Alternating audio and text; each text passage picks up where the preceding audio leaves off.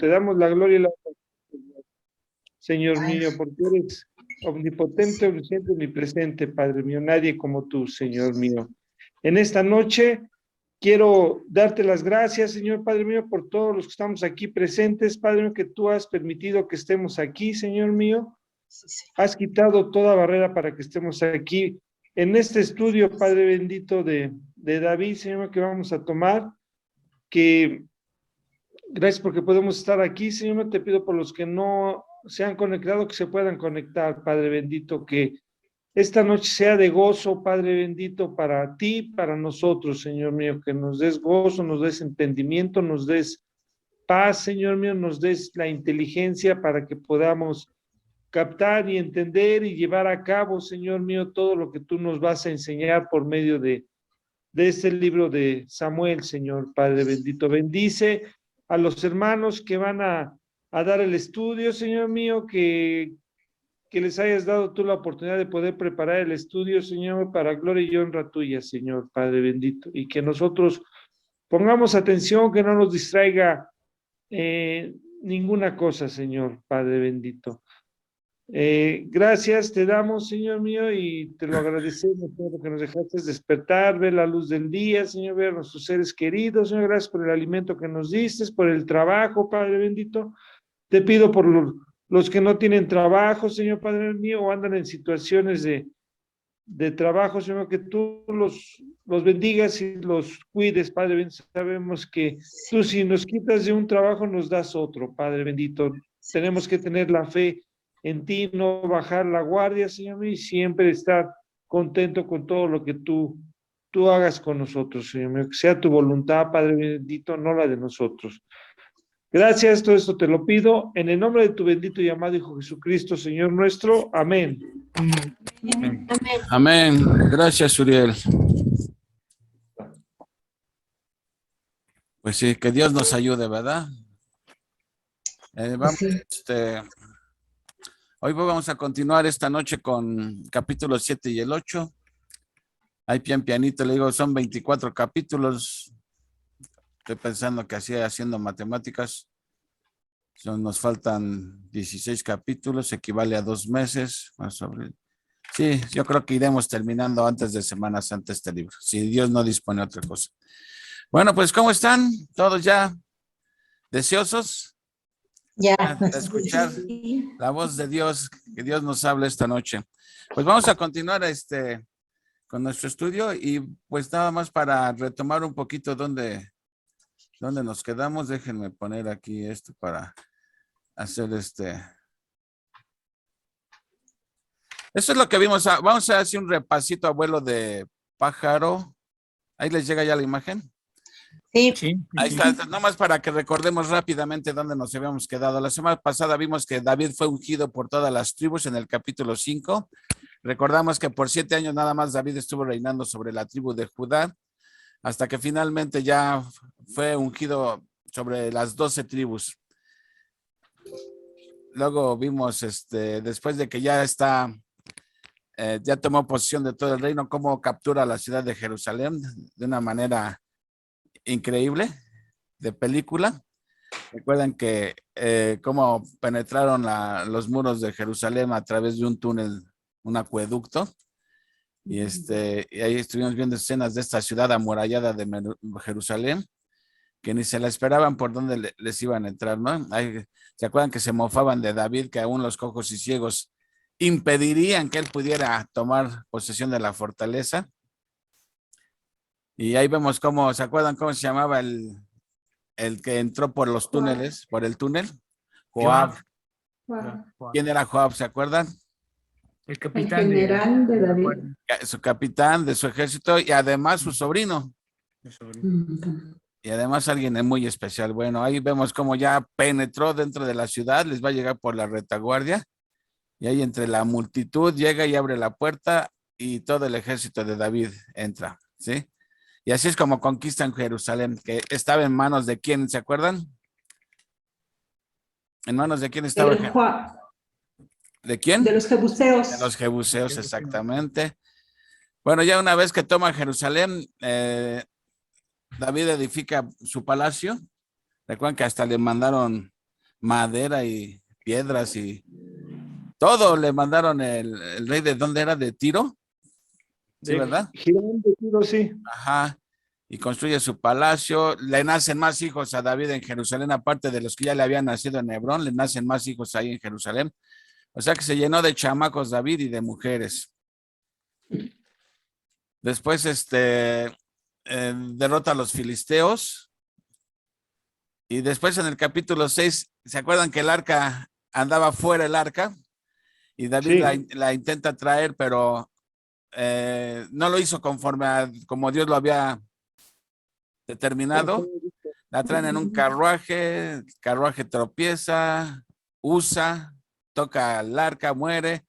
Total, David, pues dice, mejor que se vaya al otro lado, hasta que consulta a Dios y ya ve cómo debe de traerla de la manera correcta.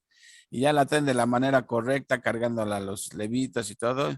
Y es cuando hace su danza delante del arca y su mujer Mical, su primera esposa, hija de Saúl, pues lo ridiculiza, le hace burla y todo, ¿sí? O sea, vio mal. Para ella no era un acto de adoración, era un desfiguro, ¿sí? Una payasada, como le quieran llamar. Y David, pues, no le cayó en gracia eso de que Mical, pues realmente se estaba burlando realmente de Dios. Y como consecuencia, nunca tuvo hijos, que veíamos si es que David ya no la volvió a tocar o si Dios le mandó la maldición de dejarla estéril. Que yo en lo particular me inclino de que David no la volvió a tocar, porque además tiene un montón de mujeres, entonces esa es mi opinión, pero bueno, eso fue lo que termina el capítulo 6, hacia ojo de hoy vamos a ver el capítulo 7, ¿sí? Así que abran sus Biblias, por favor, y vamos a ver. Ahora, otra cosa, y quizá Armandito también nos pueda ampliar después esto. Estaba leyendo que no están acomodados cronológicamente el capítulo 7 y el capítulo 8. ¿Leyeron algo al respecto? Sí. Que los acontecimientos del capítulo 7 son posteriores a los del capítulo 8. Pero bueno, vemos que en la Biblia no todos los acontecimientos están acomodados cronológicamente, muchas veces por el orden de importancia, ¿no? Pero vamos a ver el 7 y aunque ya ahorita hablando del 8, vamos a ver que esto sucedió después del 8. Ok, dice así el 7. Aconteció que cuando el rey habitaba en su casa, después que Jehová le había dado reposo de todos sus enemigos en derredor, esto es aquí algo importante, dice, después de que Jehová le había dado reposo de todos sus enemigos en derredor. Esto indica pues que exactamente, eso es lo que pasa en el capítulo 8 de todas las conquistas que hace David. Entonces, por eso se asume. De hecho, MacArthur da otro dato interesante, que dice que Hiram no llegó al trono de Tiro hasta alrededor del 980 antes de Cristo, ¿sí? Entonces, los acontecimientos narrados en este capítulo tuvieron lugar en la última década del reinado de David. O sea que cuando sucede esto, de acuerdo a esto ya llevaba 30 años David reinando cuando vino lo del deseo de construir la casa de Dios. Entonces, dejémoslo así que esto sucede después de las conquistas del capítulo 8. ¿Y qué hace David? Dice, pues yo ya tengo casita y la casa de Dios, ¿qué pasó? Entonces dice en el versículo 2, dijo el rey al profeta Natán, mira ahora, yo habito en casa de cedro y el arca de Dios está entre cortinas. O sea, no le parecía justo a David que él, bonita su casa y la casa de Dios hay unas cortinas nada más. Y Natán dijo al rey, anda y haz todo lo que está en tu corazón porque Jehová está contigo.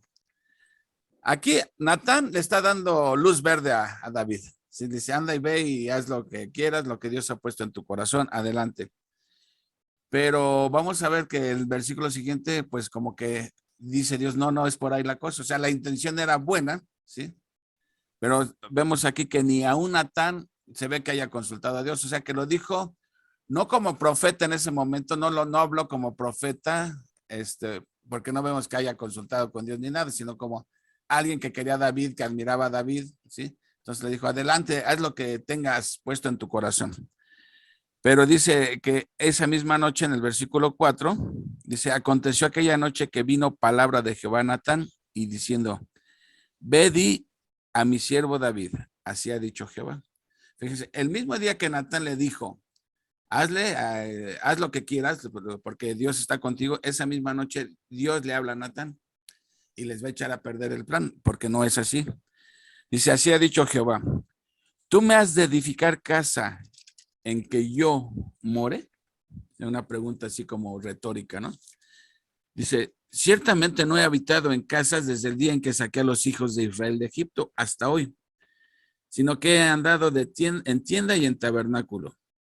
Y en todo cuanto he andado con todos los hijos de Israel, he hablado yo palabra a alguna de las tribus de Israel, a quien haya mandado apacentar a mi pueblo de Israel, diciendo, ¿por qué no me habéis edificado casa de cedro? O sea, lo que está diciendo en otras palabras, dice, ¿cuánto tiempo llevo habitando entre cortinas?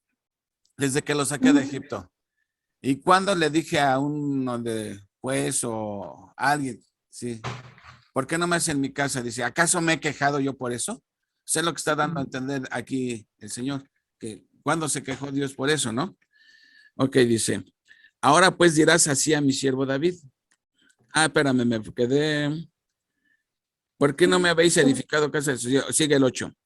Ahora pues dirás así a mi siervo David. Así ha dicho Jehová de los ejércitos. Y aquí le va a recordar todo su historial a David, desde dónde sacó Dios a David. ¿Sí? Todo su historial le dice en el 8. Ahora dirás así a mi siervo David. Así ha dicho Jehová de los ejércitos. Yo te tomé del redil, de detrás de las ovejas, para que fueses príncipe sobre mi pueblo, sobre Israel. Y he estado contigo en todo cuanto has andado. Y delante de ti he destruido a todos tus enemigos. Y te he dado nombre grande, como el nombre de los grandes que hay en la tierra. Además, yo fijaré lugar a mi pueblo Israel y lo plantaré, para que habiten en su lugar y nunca más sea removido. Ni los inicuos le aflijan más como al principio. Desde el día en que puse jueces sobre mi pueblo Israel, y a ti te daré descanso de todos tus enemigos. Asimismo, Jehová te hace saber que él te hará casa. O sea, ¿cuál era el propósito de David? La intención de David, hacerle una casa al Señor, ¿no? Un templo. Y Dios le dice, yo nunca me he quejado, nunca les he dicho por qué no me han hecho casa ni nada, ¿sí? Dice, es más, ¿sabes qué, David? Yo soy el que te voy a hacer casa a ti, ¿sí? Pero aquí casa se refiere a dinastía, ¿sí? Una dinastía. A su descendencia, ¿sí? Un linaje, ¿sí? Dice, y cuando tú dice, 10. en el 10, además yo, no sé, ya lo leí, 12. el 12, y cuando tus días sean cumplidos y duermas con tus padres, yo levantaré después de ti a uno de tu linaje, el cual procederá de tus entrañas y afirmaré su reino. Él edificará casa a mi nombre. Fíjate, le está diciendo a David, no vas a ser tú, va a ser uno de tus descendientes, alguien de tu linaje, él es el que me va a construir la casa, ¿sí? Primero le dice, yo te voy a construir casa a ti, refiriéndose a que le va a hacer un linaje a David. Y luego le dice que uno de su linaje, él es el que le va a construir el templo a Dios, la casa de Dios. ¿Ahí a quién se está refiriendo? Salomón. A su hijo Salomón. A Salomón, exactamente. Pero vamos a ver que de repente cambia a Cristo. Por lo pronto aquí está hablando de Salomón, ¿sí? Dice, el cual procederá de tus entrañas y afirmaré su reino. Él edificará casa a mi nombre y yo afirmaré para siempre el trono de su reino. Yo le seré a él padre y él me será a mí hijo. Y si hiciere mal, yo le castigaré con vara de hombres y con azotes de hijos de hombres. Pero mi misericordia no se apartará de él como la parte de Saúl, al cual quité de delante de ti. Hasta ahí, ¿de quién sigue hablando? De De Salomón. los Salomón. hijos de David. ¿Perdón? De Salomón. De su linaje. De su linaje, de uno de sus hijos, ¿sí? Hasta aquí no ha dicho que es Salomón, nada más le está diciendo que uno de tus hijos va a ser el que. Pero David tenía un montón de hijos, entonces ni el mismo David sabía quién iba a ser. Lo único que sé es que uno de sus hijos es el encargado, el que va a tener el honor de construir el templo. Ahora, aquí Dios le está diciendo a David que David no lo va a hacer, pero no le dice tampoco por qué. Pero por crónica sabemos por qué razón Dios no le permitió a David que que él construyera. Dicen qué? que, y hay comentarios que dicen que porque fue muy, o sea, tuvo muchas batallas, ¿no? Y hubo mucha muerte, hubo mucha sangre, ¿no? Con él, ¿no? Fue sangrienta su vida. Exactamente. O sea, David le dice, has derramado mucha sangre. Y aunque Exacto. fueron sangre de enemigos en batalla y todo, algunos comentarios creen que hasta aquí está incluyendo hasta la sangre de Urías, ¿sí? Total, David se caracterizaba más por ser un guerrero que había derramado mucha sangre y como que esto no le correspondía a alguien que tuviera las manos más limpias, pues, ¿no? Entonces, Sí. aquí no nos dice el texto por qué, pero por crónicas sabemos que eso es la razón que da Dios, porque ha derramado mucha sangre, ¿sí? Pero ahora ven el versículo 16, aquí ya no puede estar hablando de Salomón, porque fíjate lo que dice en el 16, y será firmada tu casa, o sea, tu descendencia, tu familia, si será firmada, y tu reino para siempre delante de tu rostro, y tu trono será estable eternamente. O sea, ¿eso sucedió con Salomón? No. No, No sucede con Salomón. Entonces, ¿aquí de quién está hablando? Jesús. Jesucristo. El Señor Jesucristo, o sea, que también viene siendo hijo de David, o sea, descendiente de David. Entonces, lo que está diciendo es que Dios está haciendo, este es el famoso, el versículo 16 es el famoso pacto davídico, donde Dios hace un pacto con David, ¿sí? Y le promete a Dios, le asegura a Dios que su trono va a ser por toda la eternidad, ¿sí? Y que un descendiente de David va a reinar eternamente. Por lo tanto, el trono va a ser eterno, ¿sí? Ahora, hoy en día, por ejemplo, ¿hay alguien del trono de descendiente de David que esté reinando? No, No está reinando. Entonces, esto no en cierta manera no entra en contradicción con lo que está diciendo que reinará eternamente. Suena como que se contradice. sí, pero es que él están hablando ahí de la carne de personas que mueren y acá está hablando de Jesucristo, ¿no? Que es indeterminadamente. Bueno, en parte, mira, eh, él no dice, Dios no dice que su trono va a ser continuamente, sino que finalmente va a prevalecer por toda la eternidad. Ahorita Amén. digamos que ahorita no hay nadie de la casa de David que esté reinando, ¿sí? La segunda venida de Cristo en el Exactamente. reino milenario. Y exactamente, el reino milenario y el reino eterno. Entonces, el versículo 16 es el famoso pacto davídico, que se deriva del pacto abrámico, que el pacto abrámico es un pacto incondicional, y del pacto abrámico se deriva el pacto dadívico. Entonces, si el pacto abrámico es incondicional, el pacto dadívico es incondicional. No depende de algún cumplimiento, simplemente Dios ha hecho ese pacto, como hizo el pacto palestino, como hizo el nuevo pacto. Son pactos incondicionales. El único pacto condicional que vemos en la Biblia es el pacto mosaico, ¿sí? Todos los demás se derivan del pacto abrámico, que es un pacto incondicional. Entonces, la naturaleza del pacto davídico es también incondicional. Dios la va a cumplir. Ahora, hay diferencia en que si ya esto se está cumpliendo, los amilanistas dicen que ya se está cumpliendo, pero como ya ven que ellos a todo le encuentran explicación para espiritualizar las escrituras, que ya Jesús está reinando desde el cielo, etcétera, y que el trono de David es lo mismo que el trono de Dios, pues yo creo que hay muchas diferencias entre el trono de David y el trono de Dios, porque el trono eterno, ¿cuándo empezó el trono eterno? Desde siempre. El trono de David, ¿cuándo empezó? Cuando David ascendió al trono en la tierra. El trono de David es en la tierra, el trono eterno es en el cielo, ¿sí? Entonces no podemos estar hablando diciendo que el trono de David equivale ahora al trono eterno, al trono de Dios. Creemos nosotros que literalmente esto se ha de cumplir cuando dijeron el Señor Jesucristo regrese a reinar en forma Amén. presencial por 1000 años en el milenio, y ese reino se continuará con el reino eterno. ¿Sí? También son dos promesas, ¿no? La primera promesa es a corto plazo, que fue Salomón, Ajá. y la otra es a largo plazo, que va a ser en Cristo.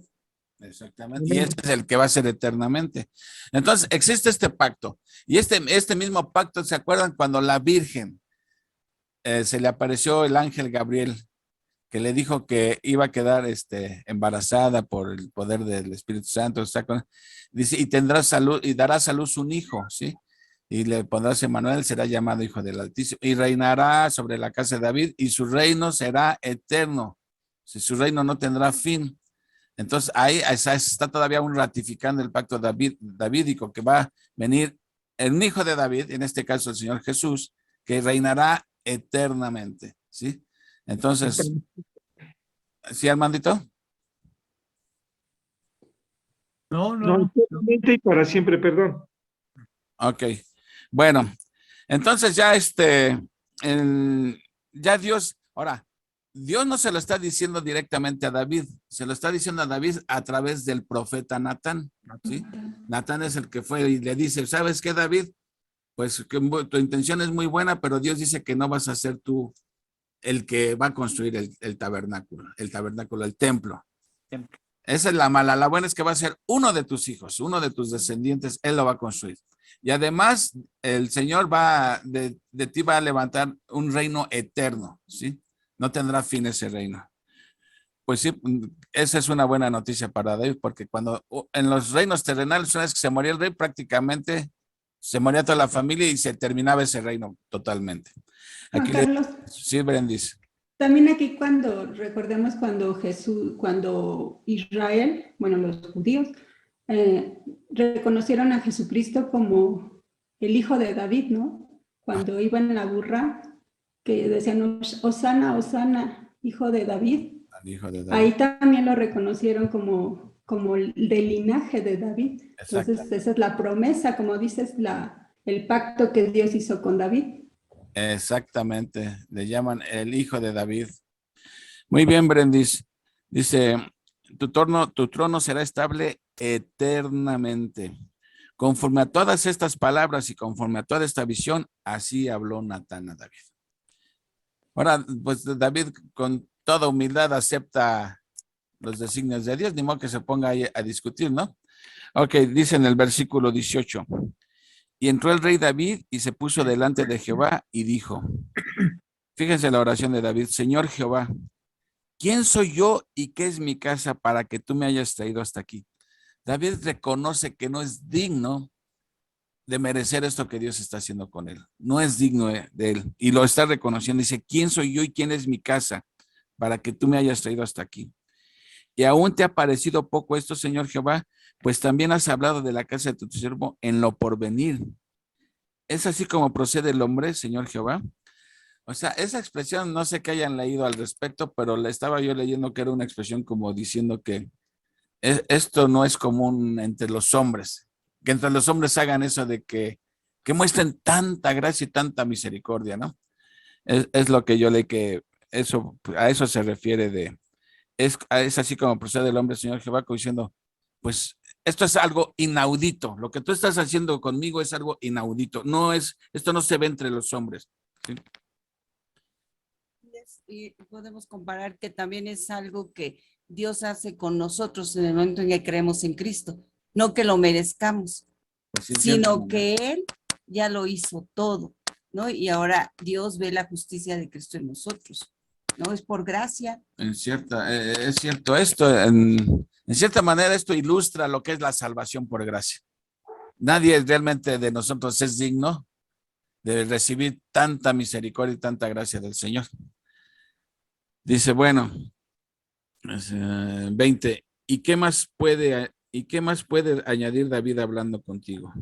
Pues tú conoces a tu siervo, Señor Jehová. O sea, como que me quedo mudo, dice David, no tengo palabras para entender esto. Todas estas grandezas has hecho por tu palabra y conforme a tu corazón, haciéndolas saber a tu siervo. O sea, todavía reconoce David que aún Dios se lo está comunicando. Por tanto, tú te has engrandecido, Jehová Dios, por cuanto no hay como tú. Ni hay Dios fuera de ti, conforme a todo lo que hemos oído con nuestros oídos. Reconoce la grandeza de Dios, ¿sí? Que no hay nadie en el universo que sea como Dios, ¿no? ¿Y quién como tu pueblo? Aquí también va a reconocer que como Israel no hay otro pueblo, ¿sí? ¿Y quién como tu pueblo, como Israel, nación singular en la tierra? Pues sí, porque también Israel dice Dios, eras la más pequeña de todas las naciones y a ti te he escogido, ¿sí? de entre todas las naciones. Dice, no porque eras muy buena o porque tenías mérito alguno, ¿sí? Sino simplemente porque así le plació a Dios. Dice, porque fue Dios para rescatarlo por pueblo suyo y para ponerle nombre y para hacer grandezas a su favor y obras terribles a tu tierra por amor de tu pueblo, que rescataste para ti de Egipto, de las naciones y de sus dioses. También sigue continuar reconociendo todo lo que Dios ha hecho en pro de su pueblo Israel. Porque tú estableciste a tu pueblo Israel por pueblo tuyo para siempre. Y tú, oh Jehová, fuiste a ellos por Dios. ¿Sí? Ahora, pues, Jehová Dios, confirma para siempre la palabra que has hablado sobre tu siervo y sobre su casa, y haz conforme a lo que has dicho. O sea, todavía pide que todo esto que parece increíble para David, que Dios lo lleve a cabo, ¿sí? Como, o sea, como que podríamos ver como que sale sobrando la petición, porque Dios lo que dice no lo olvida, ¿sí? Pero Dios dice así que, confirma para siempre la palabra que has hablado sobre tu siervo y sobre su casa, y haz conforme lo que has dicho. Pues si ya Dios lo dijo, ten la seguridad que va a suceder. Que sea engrandecido tu nombre para siempre y se diga, Jehová de los ejércitos es Dios sobre Israel. Y que la casa de tu siervo David sea firme delante de ti. Porque tú, Jehová de los ejércitos, Dios de Israel, revelaste al oído de tu siervo diciendo, yo te edificaré casa. ¿Sí? Por esto tu siervo ha hallado en su corazón valor para hacer delante de ti esta súplica. Ahora pues, Jehová, Dios, tú eres Dios y tus palabras son verdad. Y tú has prometido este bien a tu siervo. Ten ahora bien bendecir la casa de tu siervo para que permanezca perpetuamente delante de ti. Porque tú, Jehová Dios, lo has dicho, y con tu bendición será bendita la casa de tu siervo para siempre. Pues como ven, David lo único que quería era hacer el templo, y que no creen que le resultó mejor esto. Claro, ahí vemos que David todavía quería hacer las cosas a su modo y no, pues Dios le dijo, Dios, la humildad de decirle, no, no, no, tú no me lo vas a edificar. Entonces ahí entendió David y también él tuvo la humildad para agradecerle a Dios, ¿no? Y obedecerle. Exactamente, exactamente. O sea, David, la intención de David era buena, definitivamente. Dice, él no se sentía a gusto que él viviendo en un palacio y la casa de Dios, pues con unas cuantas cortinas. ¿No les recuerda un poquito lo que dice el profeta Malaquías al pueblo de Israel en el último libro del Antiguo Testamento? ¿Cuál es una de las acusaciones que Malaquías, bueno, que Dios a través de Malaquías le está haciendo al pueblo de Israel? ¿Se acuerdan? Algo parecido a esto. Malaquías. ¿No recuerdan? Que dice, o sea, que se estaban haciendo guajes con sus diezmos y con sus ofrendas. Dice, ustedes viven en casas bien lujosas y la casa de Dios abandonada, ¿sí?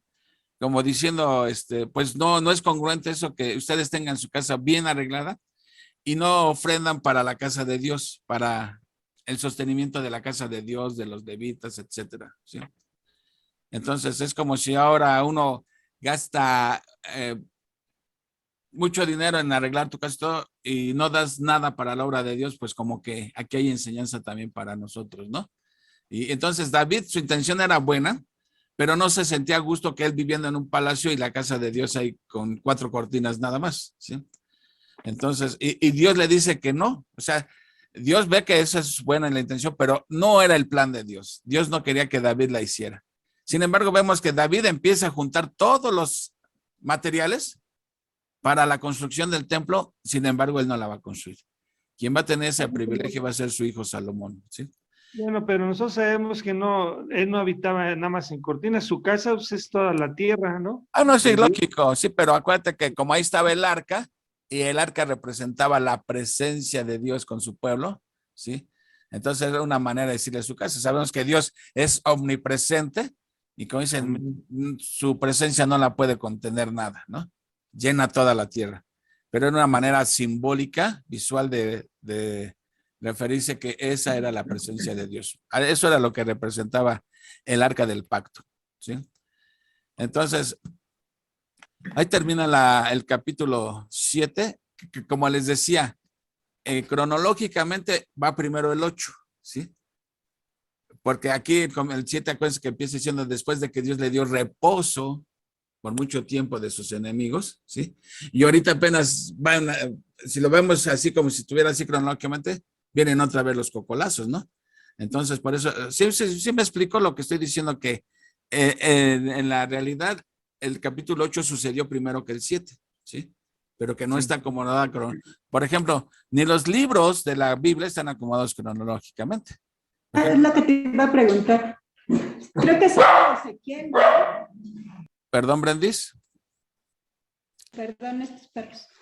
Creo que el libro de Ezequiel es el único que está acomodado cronológicamente, ¿no, Japón? No sé Ezequiel, si sí. ¿sí, Ezequiel, ¿verdad? exactamente. Ezequiel sí va cronológicamente. El detalle de los huesos secos y todo eso de que está hablando del... Ese sí De va la guerra de Gog y Magog. exactamente. Muy Pero bien. ni los libros están... Por ejemplo, alguien pensaría que el primer libro que se escribió fue Génesis, del Antiguo Testamento, y sabemos que el libro de Job se escribió antes. En el Nuevo Testamento uno pensaría que se escribió primero Mateo porque está colocado primero. Pues sabemos que fue el libro de Santiago, que se dice que fue el primer libro que se escribió, y antes que los evangelios. Así que y Santiago está acomodado ya casi al final de la Biblia. Entonces, pero esto no quiere decir nada, ¿no? No. Porque de todos modos es palabra de Dios y es inspirada por, Claro. por Dios. Claro, exactamente. Nada tiene que ver. Bueno, ¿algún comentario, pregunta hasta aquí de lo que es el pacto davídico? Que creo que es lo importante del capítulo 7, el pacto que Dios establece con David. ¿Alguna pregunta, duda, comentario al respecto? No, yo sí, por ejemplo, eso que dices del pacto dadívico, que es incondicional, Dios lo va a cumplir, ¿no? Y el pacto de la gracia, o sea, en el que estamos nosotros también es incondicional. Todos los que hemos creído en Jesús vamos a recibir la promesa de la vida eterna, ¿sí? A veces, como que sus promesas en tiempos difíciles y todo, como que dudamos, ¿no? ¿Será, no será? ¿No? Pero realmente sus promesas no están si lo creemos o no, ellas se van a cumplir. Entonces, no sé, este capítulo me hace sentir segura de que Dios cumple sus promesas, que Él no cambia y que es un Dios de pactos. Así es. Este capítulo nos debe dar tranquilidad, confianza, seguridad, porque si el pacto es incondicional, no depende más que de la fidelidad de Dios. Y como Dios es fiel, no hay manera de que Dios falle. Por ejemplo, Jesús dijo, todo el que en mí cree tiene vida eterna, ¿sí? Amén. Y acuérdense cuando instituyó la cena que dijo, este es el nuevo pacto en mi sangre. El nuevo pacto que aparece en Jeremías, ¿sí? Que dice que Dios perdona los pecados, aunque está hablando ahí de Israel, ¿sí? La iglesia entra dentro del nuevo pacto que dice, y jamás, perdonaré sus pecados y jamás me volveré a acordar de ellos, ¿sí? Entonces, del pacto abrámico sale el pacto palestino, que es la promesa de la tierra, ¿sí? El pacto davídico, que es la promesa de un descendiente de David reinando perpetuamente, y el nuevo pacto que habla perdón de pecados, ¿sí? Por la gracia y misericordia de Dios, en la fe en Jesucristo. Entonces, pues, algo más que quieran aquí, pues pasamos allá a los cocolazos del capítulo 8. Pues ni modo, hermanito, la gente te aclama. Oye, Japo, ¿Sí? perdón. Adelante, Brendis. ¿Sí me escuchan? Sí, adelante. Perdón, mira, me parece muy importante. Ya no te escuchamos.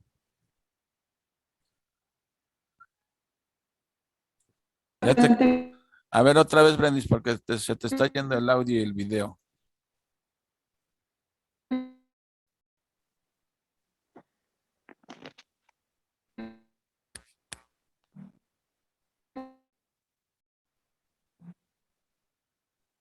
No, Brendis, no te escuchamos. Te quedaste congelada.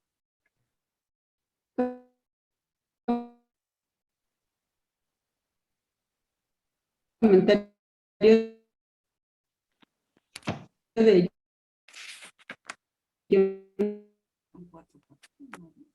Sí. Más el mosaico. No, Brendis, no te escuchamos. ¿Qué te parece si continuamos con el hermanito y en cuanto regrese tu audio, Ya hasta salió. Bueno. Adelante pues, Armandito.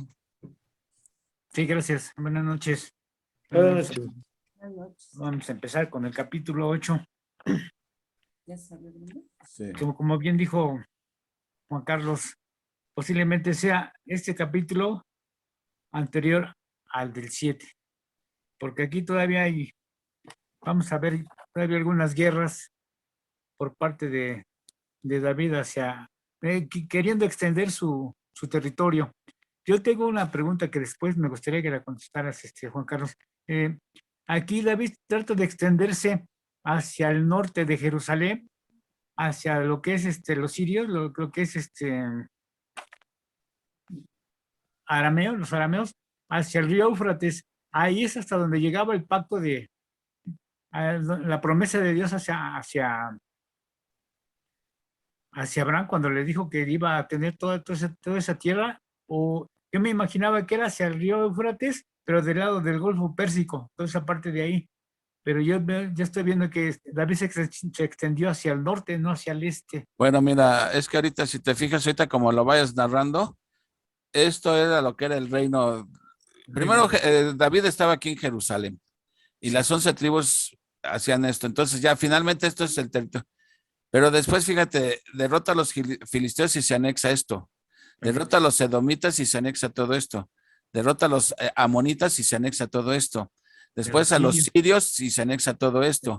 O sea, ves de este poquito cuánto aumentó, pero aún en los mejores tiempos de gloria de David, ni aún así se alcanzó a poseer toda la tierra que Dios prometió a Israel. O sea que ni aún la tierra se ha poseído totalmente. Ni en los mejores tiempos de David y Salomón, nunca Israel ha poseído toda la tierra que Dios prometió. Entonces uno se pregunta, aquí volvemos a ¿qué pasa con esa promesa que Dios le hizo a Abraham de todos los límites de la tierra que iban a poseer ellos? Pues se tiene que cumplir a fuerza, se tiene que cumplir, porque si uno pensaría, o Dios ya cambió de opinión o Dios ya no pudo darles toda esa tierra. Claro que Dios la va a cumplir, pero en su debido momento. Muy bien. Sí, Armandito, bueno, ahora sí. Básicamente este mapa resume todo lo que nos vas a explicar, Armandito. Perfecto. Sí, es lo que estoy viendo, que ya ahí bien aparecen todas las ciudades y los estados que están alrededor de Jerusalén. Y precisamente vamos a ver cómo se extiende David a través de sus conquistas. Ya David ya había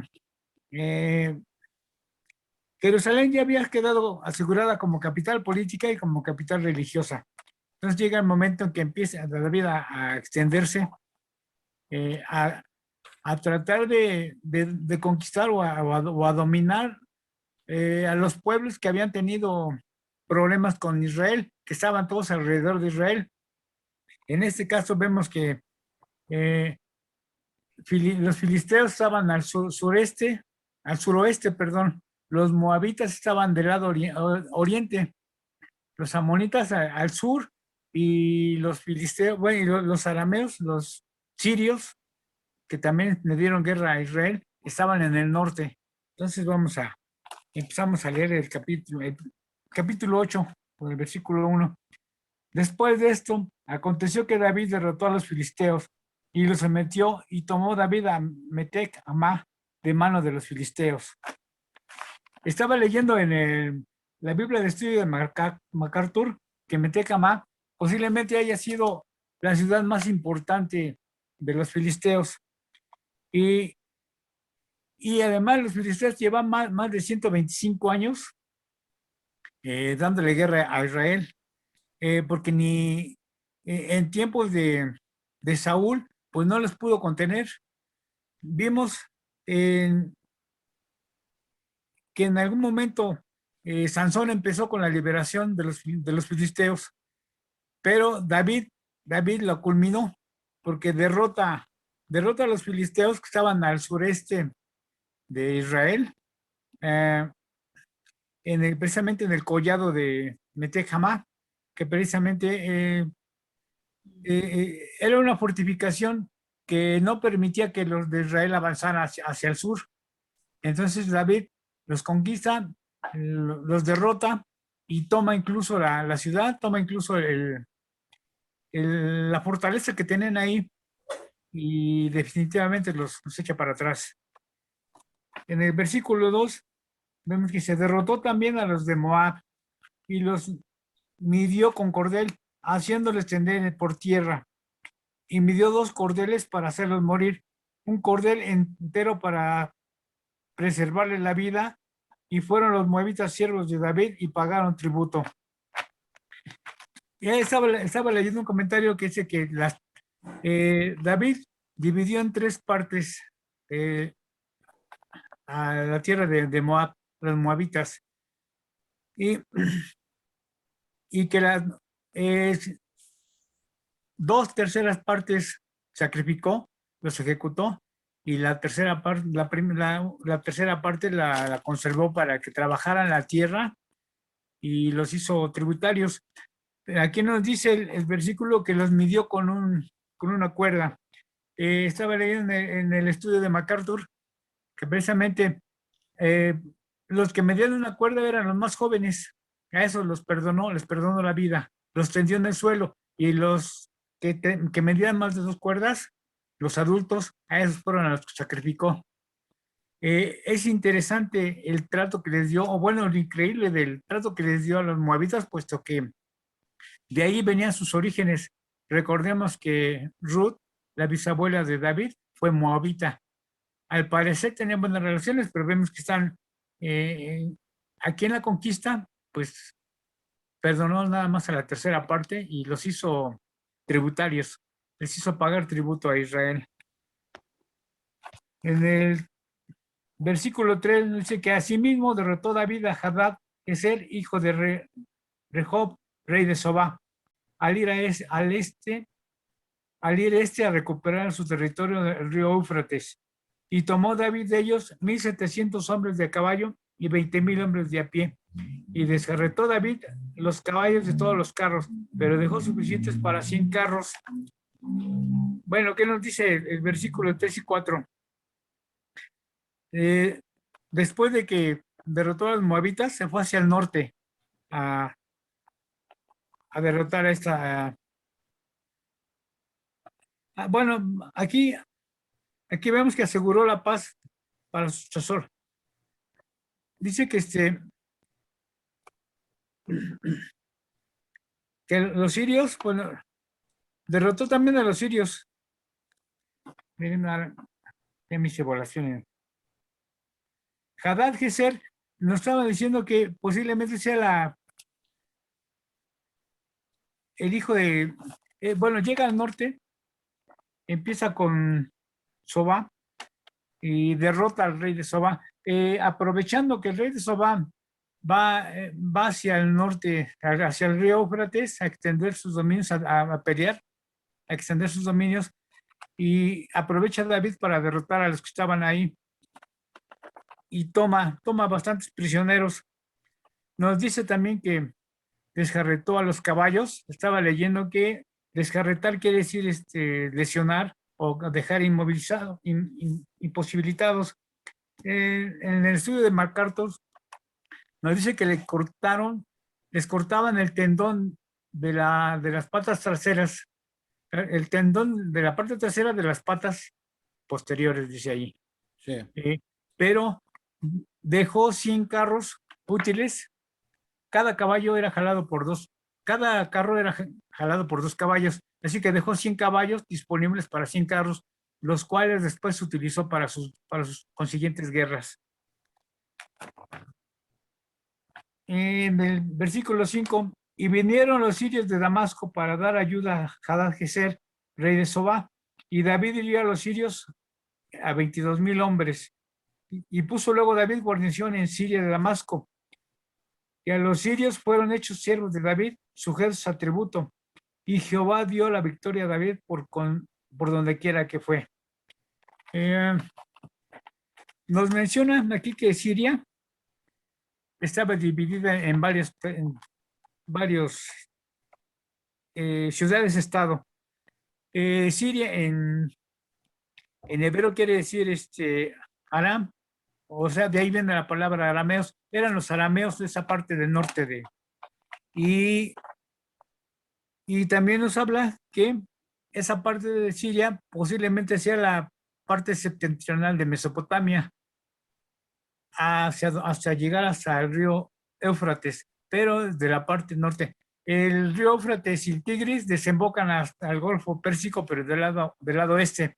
Entonces, aquí donde vemos con el mapa, un poquito más arriba, se ve toda la parte de Sobá, la ciudad de Sobá, que va hacia el río Éufrates. Eso fue lo que encontró David. Cuando venía de regreso a Damasco, se enfrenta también con el enfrente, pero también los derrota.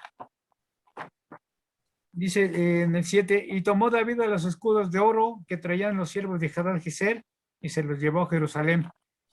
Estaba leyendo, dice que todo lo que utilizaba como lo que llegaba a conservar de oro, lo fue conservando para la construcción del templo. Lo fue apartando para la construcción del templo. Solamente los dioses en oro, eso los fundía y los tiraba, porque sabemos que eso era inconcebible. Lo que sí utilizaban eran todas las piezas de oro, utensilios, vasijas de oro, de bronce y de plata. Lo fue apartando para la futura construcción del templo. En el versículo 8 dice sí, asimismo, Beta de Berotaí, ciudad de Hadad-Jezer, tomó rey David una gran cantidad de bronce.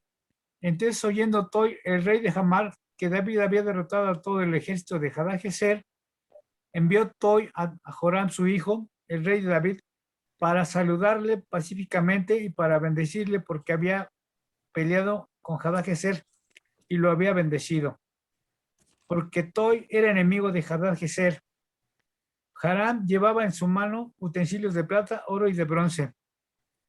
El rey Toi, el rey de Joram, tenía pleito también con los de Damasco, y se da cuenta que las victorias que hace David contra esos reyes, decide él hacerse vasallo pacíficamente y manda a su hijo como embajador a David, llevándole bastantes cosas de plata, de oro y de bronce, para ofrecerle su amistad y agradecerle que pues a través de él no tuvo que intervenir para que le dieran la torre a su enemigo acérrimo, ¿no? Y se hace su vasallo y le manda, pues también le manda utensilios y piezas de oro, de cobre y de bronce. Ya con todo esto, lo que hace David, lo vamos a ver más adelante, todo lo fue utilizando para la obra del Señor. No hizo otra cosa más que para la bendición de Dios. A Jehová le daba toda la gloria, porque además las batallas eran ganadas a través de la confianza que tenía hacia Jehová. Prácticamente Jehová es el que interviene para que David ganara en todas sus batallas. Perdón, ¿algún comentario hasta aquí? No, adelante, hermandito. Y ahorita al final ya comentamos. Muy bien. En el 11, los cuales David dedicó a Jehová con la plata y el oro que había dedicado a todas las naciones que había sometido. Todo esto lo apartó David para la futura construcción del templo. El versículo 12 nos dice que los sirios, de los moabitas, de los amonitas y de los filisteos, de los amalecitas y del botín de los de Hadad-Jezer, hijo de Genob, rey de Sobá, y así ganó fama. Bueno, se me pasaba otra cosa. También derrotó a los amonitas.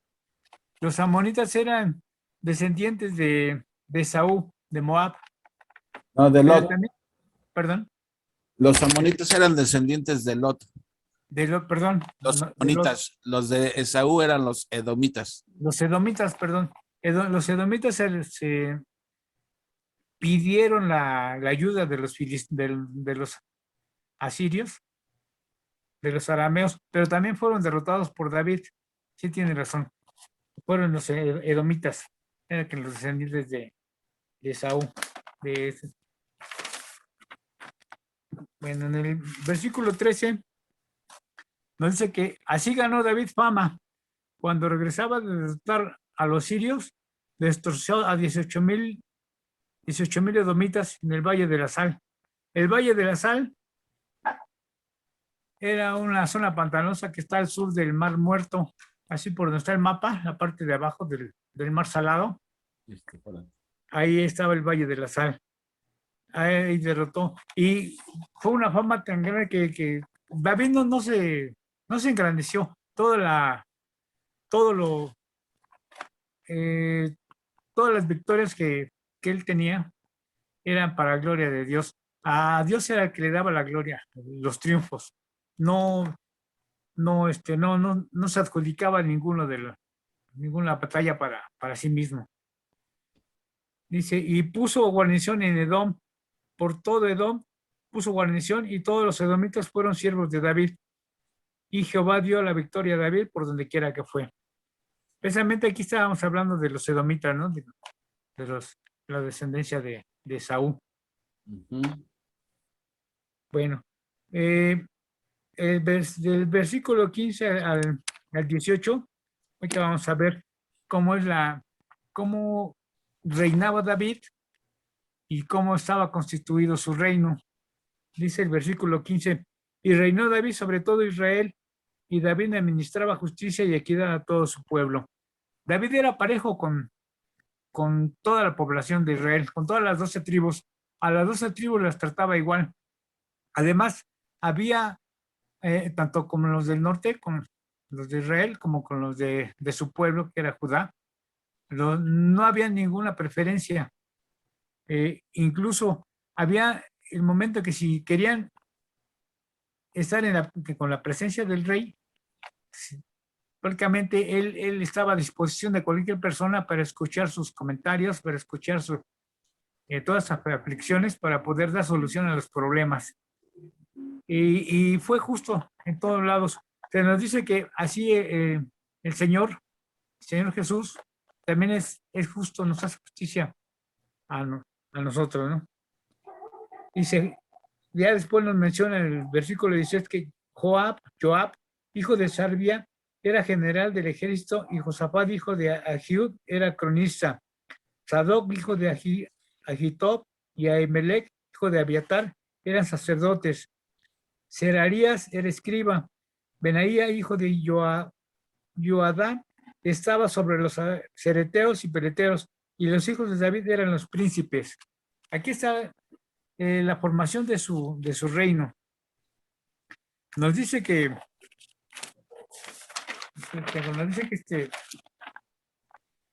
había dos jefes militares, ¿no? Joab, que era jefe de las fuerzas de campo, y Benayahu, que estaba al frente de los cereteos y peleteros, quienes eran con la mayor probabilidad una especie de milicia pretoriana, era el cuerpo de guardias de David. Recordemos que los 600 hombres con los que andaba David cuando fue perseguido por Saúl, todos esos eran extranjeros, se unieron a David. Pues ya formando su reino, él los ocupó, los dividió en 3 partes, cuales uno eran su guardia personal, sus guardaespaldas, otros ministraban o asistían al rey en la administración de justicia y en la guardia del orden público. Así es como utilizó a estos. Además, todas estas personas no permitían que algún contrincante, alguien que se sublevara a David y siendo israelita se le acercara tan prontamente como le pasó en el capítulo que vimos que cómo mataron a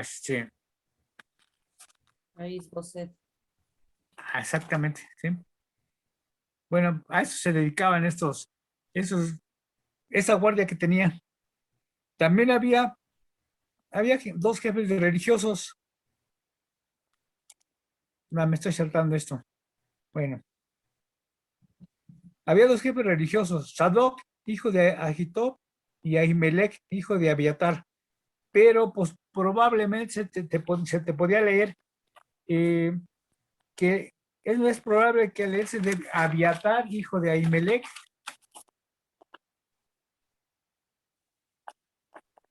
Dice que así permitió David que hubiera a un mismo tiempo dos sumos sacerdotes. El primero estaba en Gabaón y el segundo junto al arca de Jerusalén. Sadoc era descendiente de Eleazar, mientras que Abiatar era descendiente de Itamar, rama que ostentaba el sumo sacerdocio en tiempos de Elí. Durante la rebelión de Absalón, ambos permanecieron del lado de David, pero más tarde Abiatar se puso de parte de Adonías, mientras que Sadoc permaneció fiel a Saúl, a Salomón y a David, por lo que David ordenó que Sadoc y el profeta Natán ungieran por rey a Salomón. Dice que después de la muerte de David, Salomón depuso su oficio a Abiatar y así retornó el sumo sacerdocio a su rama legítima. En otro comentario, que también está muy interesante y me pareció, dice que la mención de Sadoc y Ahimelech juntos indica la transición que estaba tomando lugar en el oficio de sacerdote. Ahimelech, hijo de Abiatar, era descendiente de Eli. Dice, cuya línea sacerdotal Samuel había dicho que terminaría. Esto lo vimos en 1 Samuel 3, 10, 14. Sadoc era descendiente de Aarón a través de Eleazar, que en 1 de Crónicas aparece esto. Por medio de Sadoc continuaría la línea de sacerdotes por el resto del Antiguo Testamento. Después vemos que había dos jefes civiles. Uno era Sisá o Sausá, que hacía de secretario y encargado del archivo real y de traer a la memoria del rey los asuntos que habían de ser despachados. Y el otro era Serayá, que la hacía de escriba o redactor de los documentos y órdenes y despachos del rey. Pero aquí hay algo interesante, dice, sin embargo, algunos opinan que se trata de la misma persona, a que se atribuyen distintos nombres en los distintos lugares del texto sagrado, como suele ocurrir con cierta frecuencia. Y ya por último, vemos que los hijos de David confirman creciendo, eran nombrados consejeros oficiales de la corte. Bueno, y aquí vemos también que dice que en el hebreo se dice que Corajim, que significa sacerdotes, lo cual podría significar que asistían o sustituían a su padre, a este David, en las funciones de algún modo sacerdotales. Dice aquí que no eran propiamente sacerdotes, pues es evidente que no eran levitas ni descendientes de Aarón. Pero también así nos marca que es como todos los creyentes somos hechos para nuestro rey, para nosotros, bueno, para nuestro Dios reyes, para nuestro Dios somos reyes y sacerdotes. Y así es como concluye el capítulo 8. A mí me llama mucho la atención, precisamente como comentaba al principio, toda la extensión del cual se apoderó David, pero yo llegué a pensar que era precisamente parte de lo que le correspondía, pero sabemos que esto no se ha cumplido todavía cuando en tiempos del milenio lleguen a tomar posesión toda la tierra de Israel, ¿no? Si tienen algún comentario, o a mí me gustaría también que, por ejemplo, Juan Carlos, nos dieras una ampliación más acerca del tema. Pues no tanto ampliación, Armandito, porque estuvo completo realmente, nada más bien a manera de resumir en pocas palabras. Fíjense, entonces, este mapa nos va a ilustrar todo el capítulo 8. David es rey, nada más de esta sección de aquí. A los primeros que ataca es a los filisteos, ¿sí? Y se anexa a esta zona, ¿sí? Ya empieza a crecer su reino. Luego se va sobre los moabitas y agarra toda esta, que los moabitas son descendientes de Lot, junto con los amonitas. Bueno, después de que derrota a los moabitas, se va con Hadad-Azar, que es el rey de Soba, ¿sí? Que está acá en la región norte de Damasco, y también los derrota, ¿sí? y los sirios le quieren ayudar y pues también los derrota, ¿sí? Entonces se anexa toda esta gran extensión, ¿sí? Y después le faltan también a los amonitas, que eran descendientes también de Lot, y a los edomitas, ¿sí? Que eran los descendientes de Saúl. Entonces, todo esto indica una cosa, cómo creció todo esto, y entonces aquí es donde podemos entender que ya después de que todo de esto lo conquistó David y que lo subyugó, ¿sí? Entonces ya viene el capítulo 7, cuando ahora sí vamos a construir la casa de Dios, ¿sí? Y esto me muestra como que esto también ilustra un poco la vida cristiana, ¿no? O sea, en la vida cristiana venimos a Cristo, ¿sí? Y también hay muchas conquistas por hacer, muchos logros que hay que hacer, pero Dios no lo va a hacer en nuestro lugar. Fíjese, aquí David no llegó a ser rey y ya se tiró a la hamaca, ¿no? Él tenía que salir y luchar. La promesa de Dios era que iba a estar con él, pero Dios no le dijo, yo voy a luchar en tu lugar. Tú quédate aquí tranquilito que yo te los voy a conquistar. No, David tenía que salir y hacer la conquista. Y Dios iba detrás de él, ¿no? En todo. Entonces, de alguna manera como que me suena la vida cristiana también. Muchas cosas que todavía tenemos que conquistar y lograr en nuestra vida, logros espirituales, pero tenemos que luchar nosotros. Dios no lo va a hacer por nosotros. Dios promete que estará con nosotros, ¿sí? Pero uno tiene la responsabilidad de luchar, ¿sí? Entonces, esto que nos explicó Armandito, pues podemos verle una ilustración de cómo es la vida cristiana también, de luchas constantemente. No, ya soy cristiano y ya llegué a la meta, no. Apenas acabas de enrolarte en la carrera, hay que empezar a correr, luchar, saltar obstáculos y todo, pero siempre con fe en la palabra de Dios, que Dios va contigo en todo tiempo, ¿no? Y así es como se van logrando las conquistas. Nada cae así nada más por arte de magia, ¿sí? Y otra cosa que apoya también, que han pasado ya muchos años, es que ya a los hijos de David ya se les llama príncipes, o sea, ya son adultos, ya están en la corte, también hay ayudando al papá y todo, ya no eran unos chamaquillos, ya eran. Entonces, por esto indica también que han pasado ya, de acuerdo a MacArthur, ya han pasado 30 años, porque lo del capítulo 7 dice, es en la última década de David, y si David reinó por 40 años, quiere decir que después del año 30 de su reinado, es cuando vino lo del capítulo 7. Entonces, pues no sé, eso se me ocurre, Armandito, no sé, alguien más que quiera comentar algo. Nada más una pregunta. Los sirios, menciona aquí en un comentario que se les puede llamar, que se les llamaba arameos. ¿De ahí viene el idioma de arameo? ¿Aram? Pues no sé exactamente, pero pudiera ser. Puede ser que sí. Porque en tiempos de nuestro Señor Jesucristo se hablaba el arameo, era el idioma común. Sí, El arameo, el griego y el hebreo. así es. Además, acuérdate que el pueblo de Israel que hablaba hebreo cuando fue llevado cautivo a Mesopotamia, a Babilonia, aquí no se ve en el mapa, pero aquí no sé si ven ahí mi cursor, Babilonia está más para acá. ¿Sí ven el cursor donde lo estoy moviendo? Sí, sí, sí. Bueno, entonces, Aram, Siria significa Aram y Aram significa Siria, donde proviene el idioma arameo, pero Babilonia estaba por aquí donde se hablaba el arameo. Entonces ahí fue donde aprendieron el pueblo de Israel el arameo, tanto así que en 70 años cuando regresaron, había que traducirles las escrituras porque ya no hablaban ni el hebreo, entonces tuvieron que volverlo a reaprender y había alguien que Esdras leía las escrituras y alguien tenía que irles traduciendo porque ya hasta el idioma habían olvidado. Entonces en los tiempos de Jesús hablaban hebreo y hablaban arameo y hablaban griego también, que era el idioma oficial en ese entonces. Otra cosa que se me olvidó comentar que Toi era el rey de Hamat. Cuando vio que David derrota a estos, como dijiste, Armandito, le manda regalos a David, porque estos le hacían la vida pesada. Entonces dice, ya, David, ya me quitaste un peso de encima, ahí te va un regalito ahí. Ahí humildemente ahí te manda tantito oro y tantito bronce y todo, ¿no?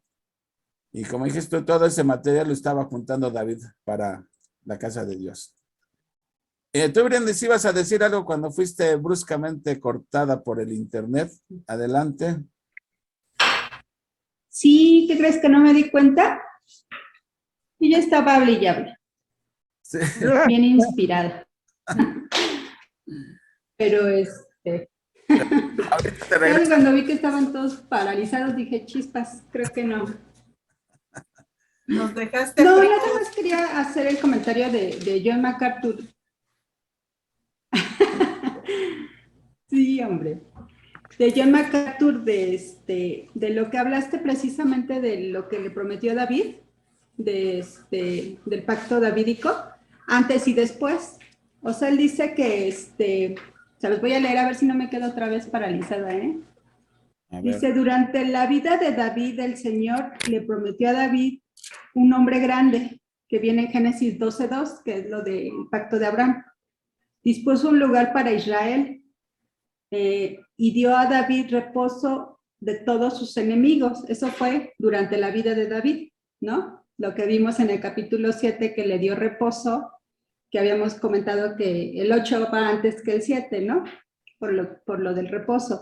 Y después de la muerte de David, el Señor le dio un hijo que se sentará en su trono nacional, a quien el Señor supervisaría como un padre de la necesaria corrección, disciplina y misericordia, que es Salomón, y un hijo que regiría un reino que se establecerá para siempre, que es el Mesías.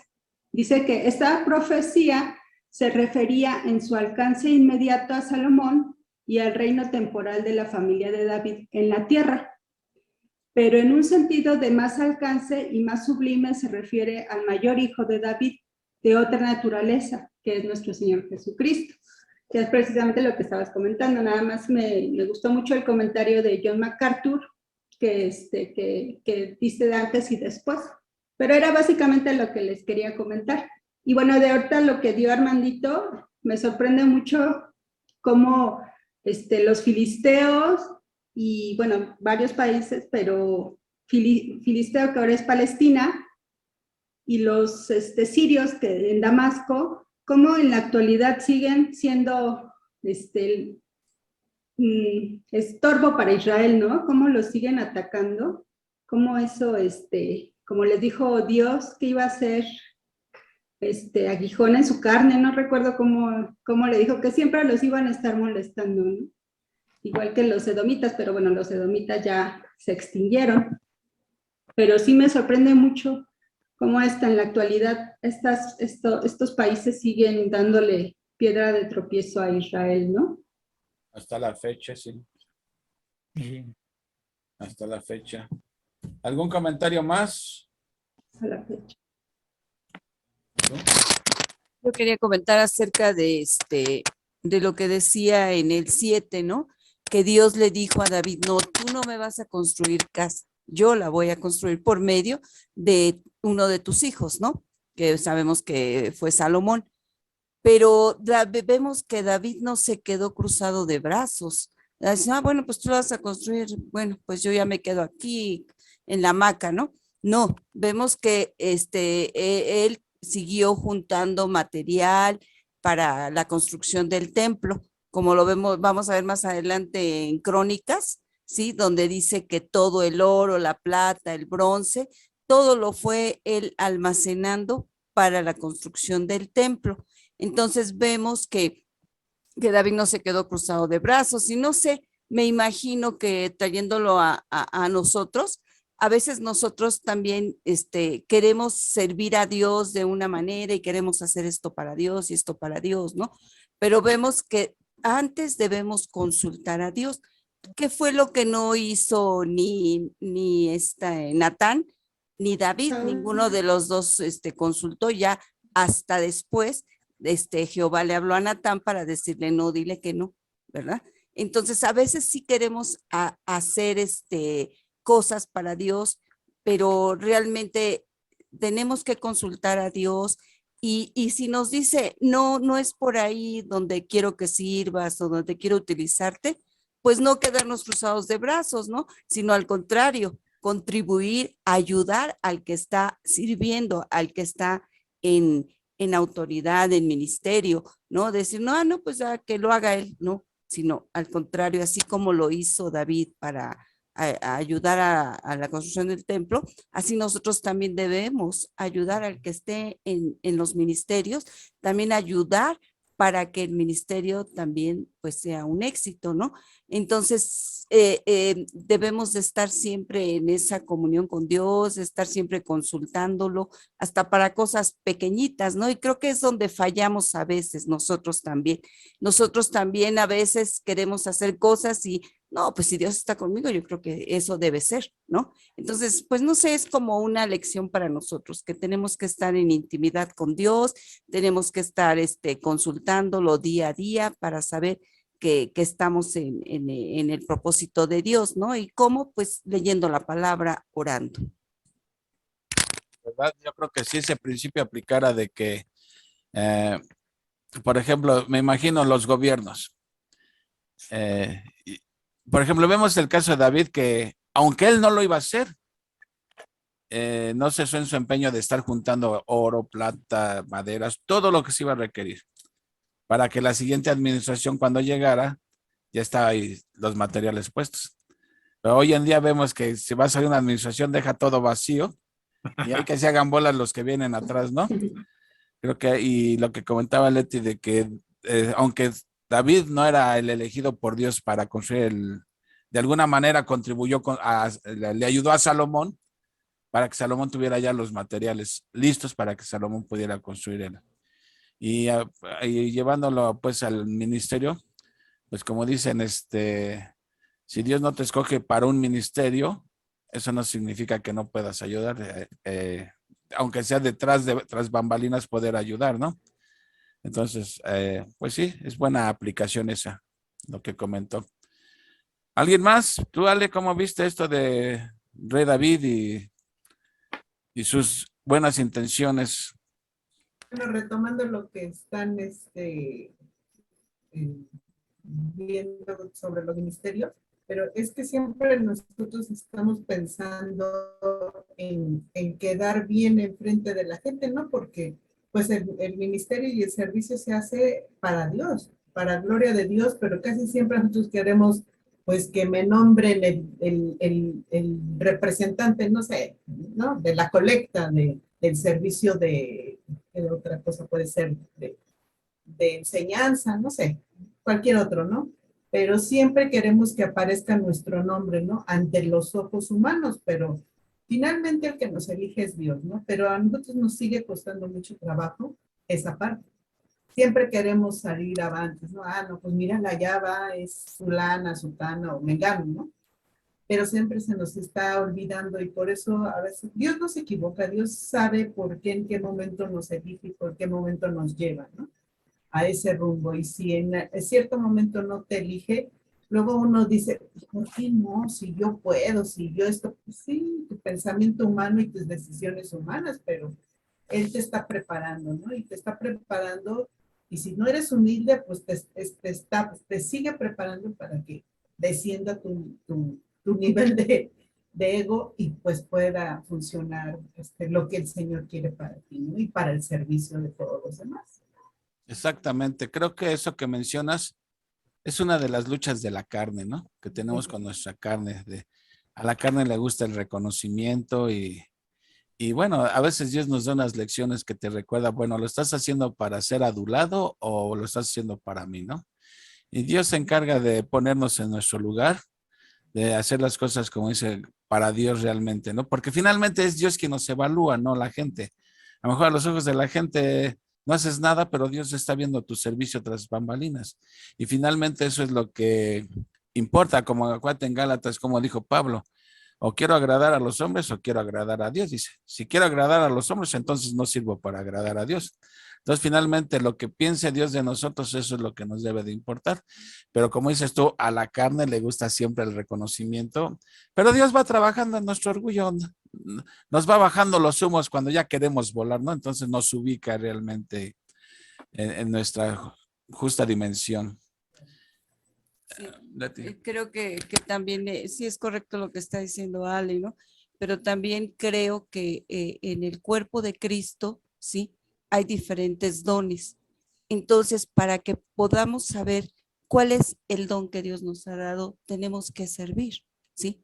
Y estar viendo, pues puede ser la enseñanza, puede ser la exhortación, puede ser la visitación, puede ser la administración, pero tienes que aventarte, porque a veces también tenemos el orgullo, ¿no? Como dices, a veces también tenemos miedo al fracaso y mejor no lo hago porque qué tal, qué van a decir los demás, ya hablando de que no nos importa lo que digan los demás, sino Dios, pero sí nos importa, ¿no? Entonces, pero sí es válido que tú estés tratando de ver qué don te ha dado Dios, ¿sí? Para que sirvas con el don que Dios te ha dado, ¿no? Entonces creo que pues hay como una especie de equilibrio, ¿no? Pues sí, miren, por ejemplo, a mí me gusta cantar, pero canto horripilantemente. Entonces yo podría decir, bueno, pues como yo canto feo y nunca voy a poder cantar porque pobre de los hermanos, entonces ni me involucran a la música, ¿no? Pero esa es una habilidad, ¿no? No es un don. Bueno, un don o talento natural, o sea, no me meto ahí, pero bueno, pero sé tocar el teclado y puedo hacer pistas y todo, entonces digo, bueno, que no cante, puedo contribuir con esto, ¿no? Entonces, así igualmente, en todos los ministerios es así. Dios no da todos los dones a una sola persona porque da diferentes dones a cada quien para que todos dependamos unos de otros, porque por eso somos un cuerpo, ¿sí? El hígado depende de que el corazón le mande sangre, el corazón depende de que los pulmones le manden oxígeno, etcétera. O sea, todo está interrelacionado. El cerebro que coordine todas las funciones. Cada quien tiene una función, por eso es una muy buena analogía la iglesia con un cuerpo humano, ¿no? Que es realmente somos el cuerpo de Cristo, donde cada quien tiene su función, ¿no? Sí, y no le da todos los dones, porque si no, imagínate, se engrandecería a esa persona y le haría mal, ¿no? Como antes, por ejemplo, nosotros antes de acercarnos a Cristo, no peleábamos con la carne, estábamos gozosos, contentos. Y ahora que tenemos a Cristo, es una lucha Lucha. constante, Sí. ¿verdad? Con la carne, porque pues ahora reconocemos que es nuestro Dios y que tenemos que estar en constante lucha y estar aprendiendo de nuestro Señor. Como dice Romanos 8:37, somos más que vencedores, ¿no? Con Él. Exactamente. Y tocaste un punto importante. Por ejemplo, los incrédulos no tienen las luchas de un cristiano, porque ellos actúan conforme a su naturaleza. Entonces pecan y pues, están actuando conforme a su naturaleza. Les gusta, se deleitan, lo disfrutan. No hacia el cristiano que tiene que estar luchando todos los días contra el pecado y si libra luchas. Que la vida cristiana es de luchas cada día. Y el que crea estar firme, dice Pablo, mire que no caiga. Cuidado con pensar que uno ya no le puede uno pasar algo porque ya no tarda en pasarte. Si después de, como dicen, después de la soberbia, viene el quebrantamiento. Ok, Oye, allá. puedo leer primera de Juan 5:4 que dice, porque todo lo que es nacido de Dios vence al mundo, y esta es la victoria que ha vencido al mundo, nuestra fe. Amén. Así es. Amén. Así es. Y si no mal recuerdo, primera de Juan 4:4 dice, porque es más fuerte el que mora en nosotros que el que mora en el mundo. Y las Betis, ahora cómo están medio calladitas las Betis. Bueno, pues algo que comentó Leti que es muy cierto, ¿no? Que pues siempre hay que consultar a Dios, ¿no? Y que el Espíritu Santo es el que nos va a guiar para que pues Dios nos respalde en lo que nosotros podamos hacer para servirle, ¿no? Exactamente. Hay que ir con el aval de Dios. ¿Alguien más, Betty Valladares? Y pues me pareció interesante la vida de David. Bueno, no se ha terminado, pero que es un hombre, que fue un hombre valiente y conforme al corazón, que tuvo un corazón conforme a Dios y que Dios lo ayudó en todo momento. Me pareció también interesante el comentario que hiciste acerca de la aplicación en el mapa, que es como la vida cristiana. Vemos ahí que David, pues estaba rodeado de muchos enemigos, y gracias a Dios que tuvo muchas conquistas, que Dios lo fue ayudando, y pues porque fue conforme al corazón de Dios, ¿no? Y que también nosotros, como creyentes, como cristianos, también tenemos muchas luchas, pero que nos da pues nos da la victoria, siempre y cuando vayamos con Él, conforme Él, bien a su manera de Él, no a la manera de nosotros. Y que estando siendo obedientes,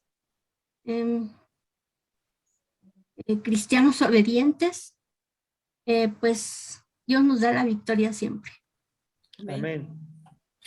Pues sí, es cierto. Si vemos las conquistas de David, también tuvo derrotas, y era cuando no hacía las cosas como Dios decía, cuando no consultaba a Dios, venía la derrota. Y lo mismo es en la vida cristiana, o sea, hay que ir haciendo conquistas, pero también cuando nos alejamos de Dios, no obedecemos a Dios, no consultamos a Dios, pues vienen las derrotas, ¿no? Pero tiene uno que levantarse y seguir adelante. Y en el camino, pues hay pruebas, como vimos en Santiago. ¿Cuántas pruebas no hay a veces que nos intentan desanimar, y Dios nos da el método para salir victoriosos? Mañana vamos a ver las tentaciones, también cómo debemos batallar con las tentaciones, porque todos los días tenemos que estar enfrentando a tentaciones de todos los tipos, ¿no? Entonces, y también es parte del aprendizaje en esta vida cristiana. Así es. ¿Quién me falta? Viri, ¿quieres comentar algo tú al respecto?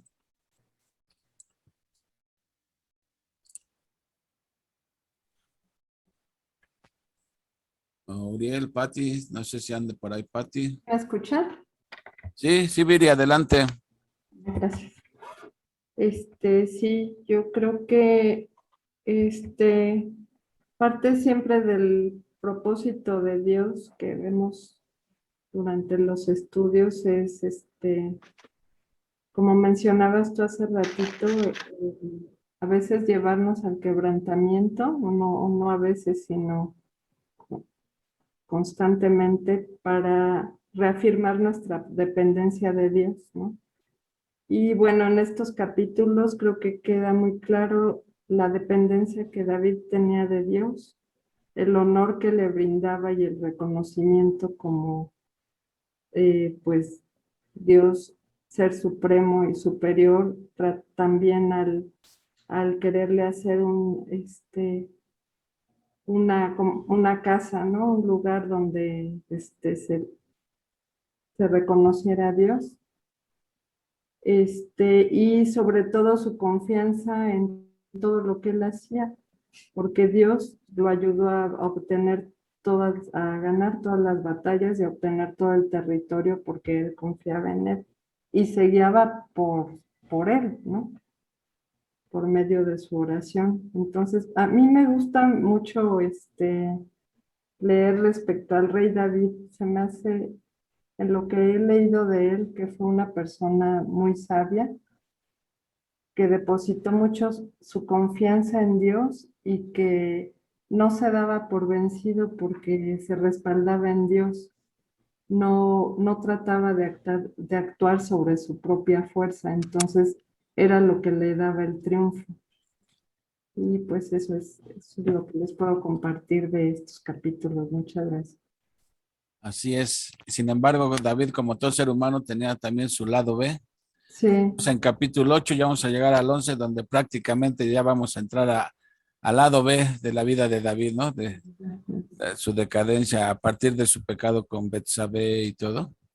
Y vamos a tratar de analizar qué fue lo que pasó en la vida de David, ¿no? Cómo fue para abajo después de ir siempre en ascenso.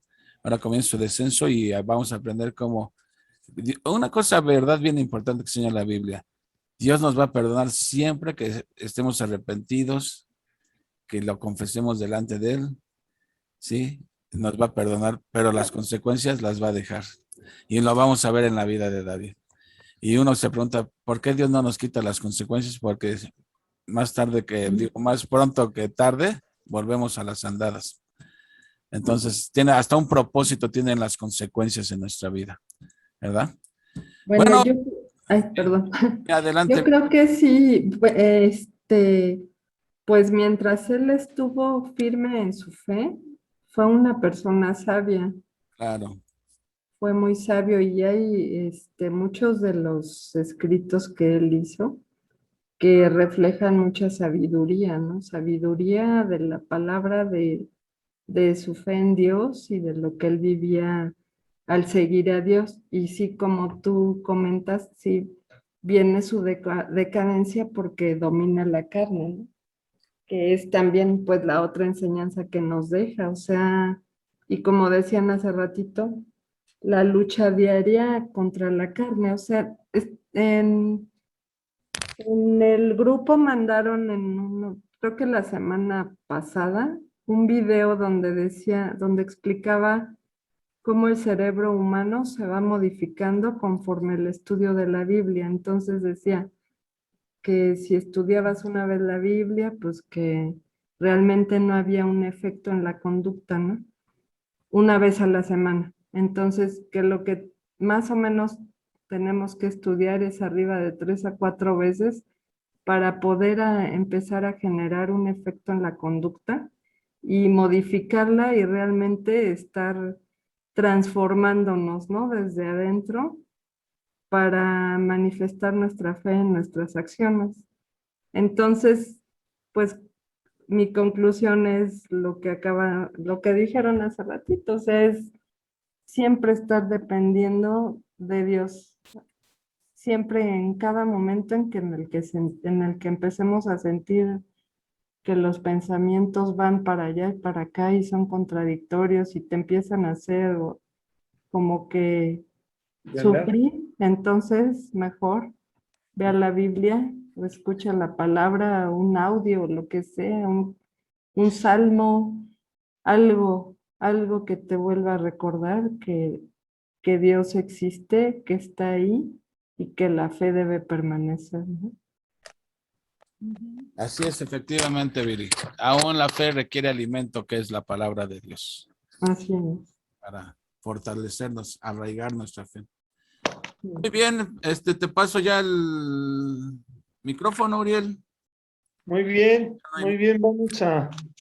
vamos a pedirle a Brenda que nos haga favor de orar que para terminar el estudio, de favor. Ok, de acuerdo. Gracias. Bueno, pues.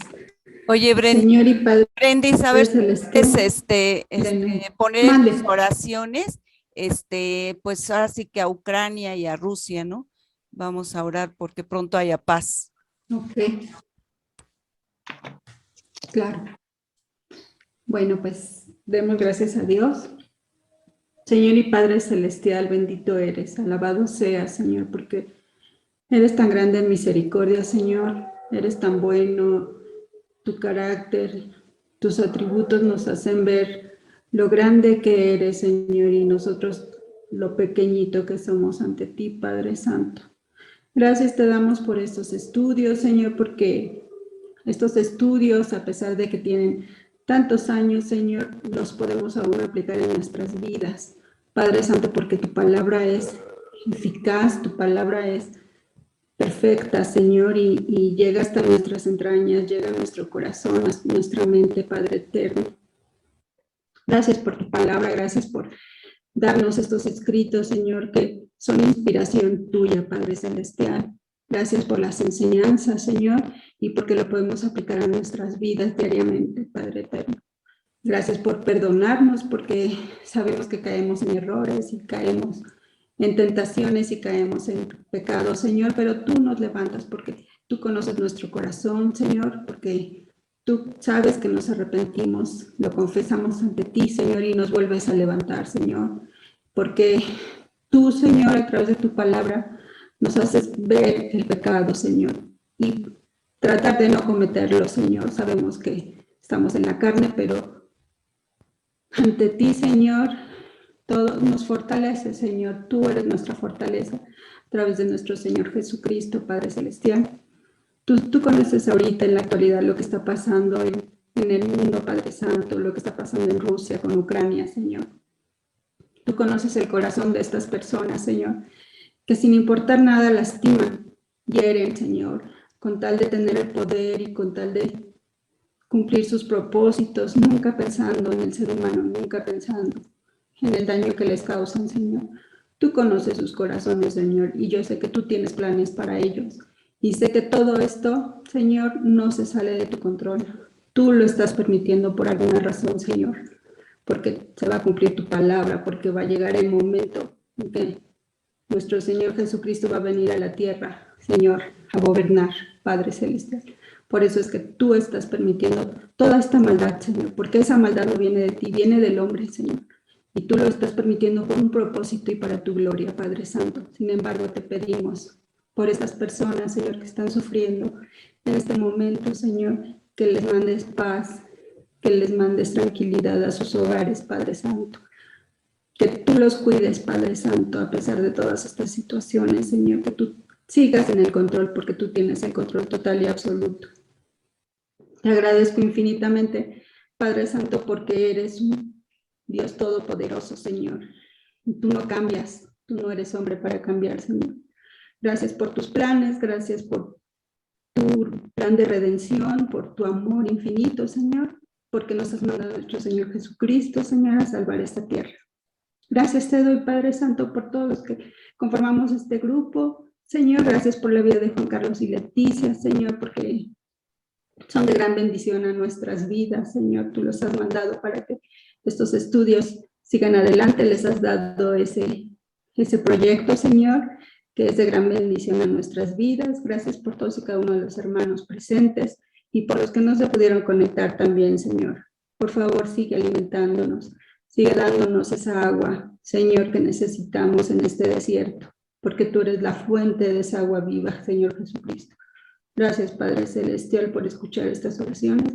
Todo lo ponemos en tus benditas manos y que se haga tu hermosa voluntad. En el nombre de nuestro Señor Jesucristo, amén. Amén. Amén. Amén.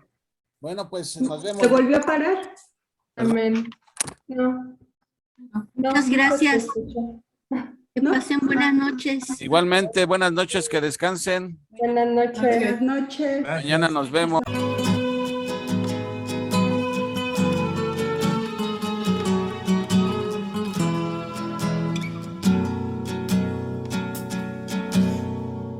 Examíname,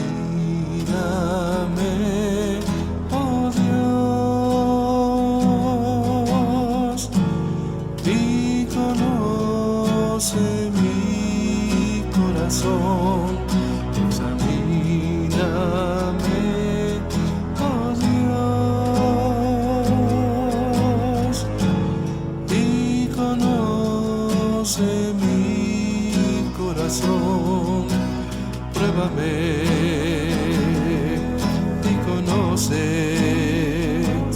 mis pensamientos,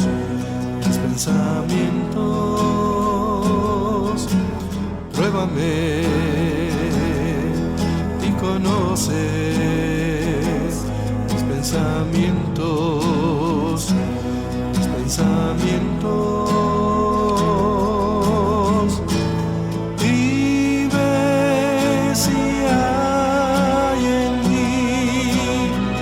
camino de perversidad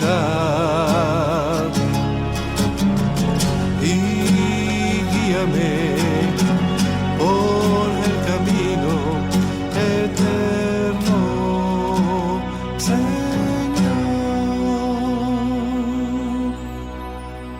Examíname,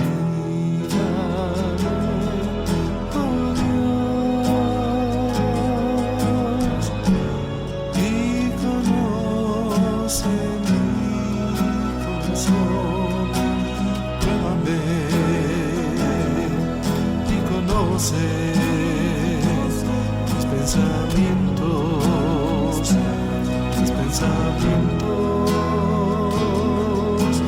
Pruébame y conoces